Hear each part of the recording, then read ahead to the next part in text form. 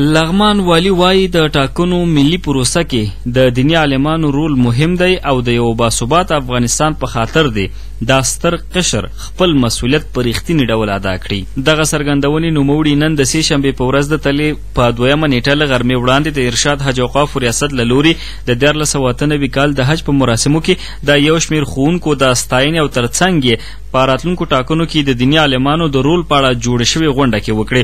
د لغمان ولایت د ارشاد حج اوقاف رئیس مولوي سید نجیب الله هاشمي په وینا چې دوی روان کال کې د حج فریضې د ادا کولو په خاطر د دې ولایت 416 حجیانو ته په سعودي عربستان کې ټول خدمات وړاندې کړي وو چې له ډلې 150 ښځینه وې. هغه وویل د لغمان د ارشاد حج اوقاف ریاست له لوري چې کوم کسان د لارښوونکو په توګه ټاکل شوي وو ټولو یې په خورا ښه ډول خپله دنده ترسره کړې ده او دوی ترېنه منندوی دي. هاشمي دغه راز یادونه وکړه چې د جمهوري ریاست راتلونکو ټاکنو لپاره د عامه پوهاوي او نورو برخو کې دیني عالمانو خپل رول ښه ادا کړی او دوی هیله مند دي چې د رایه اچونې لپاره به هم دا منبر له لارې ولسونه لا وهڅوي. نوموړي د لغمان والي ښاغلي ننګ ته ډاډ ورکړ چې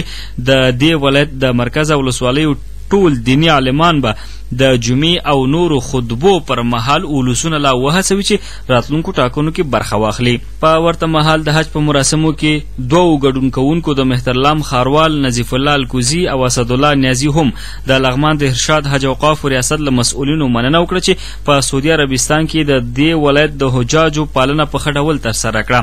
بل لور ته د لغمان والي ښاغلي محمد اسم ننګ په خپلو خبرو کې د دې ولایت د حج اوقاف رئیس او کاري ټیم څخه د مننې ترڅنګ غوښتنه وکړه چې د حج په مراسمو کې هر کال دی په مساوي توګه ښوونکو ته حق ورکړل شي.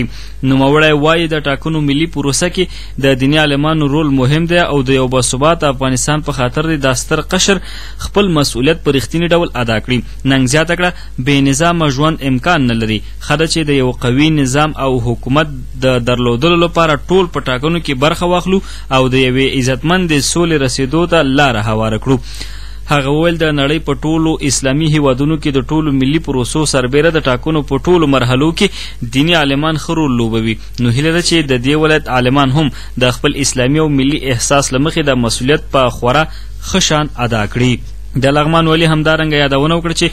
جګړه کلتورونه ختموي، فتنې زیاتوي، نو لازمه ده چې دیني عالمان یې پر وړاندې خپل رول په ښه شکل ادا کړي. هغه دغه راز د لغمان دیني عالمانو ته ډاډ ورکړ چې ډیر ژر به د مرکز سربیره په هره ولسوالۍ کې یو جامع جومات او مرکزي دارالعلوم ته ودانۍ هم جوړه شي.